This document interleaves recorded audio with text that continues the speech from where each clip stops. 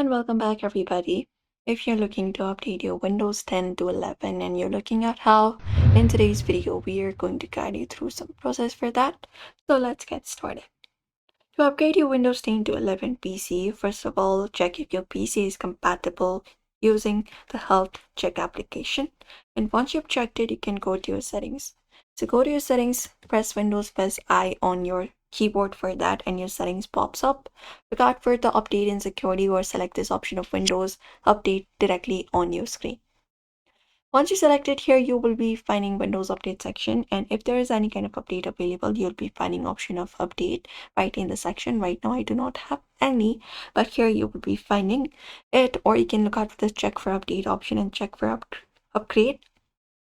And if the upgrade is available, you can click on download and install the Windows 11 version on your PC if your device is compatible. This is one of the easiest method possible, but may not work for everybody. So what we can use instead is we can use the installation assistant.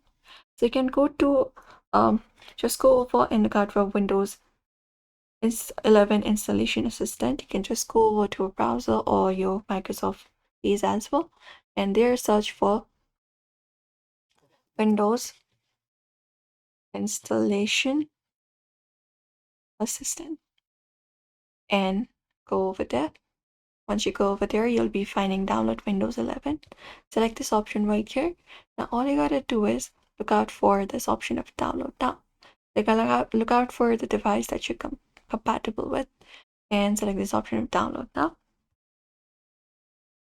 And once you select this option here, you will be finding it. You can open up the file explorer, and within here look out for the exe file, and you can run the download file.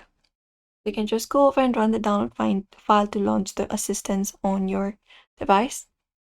And you can use the PC Health Check app to check the compatibility. You can just go over and do so.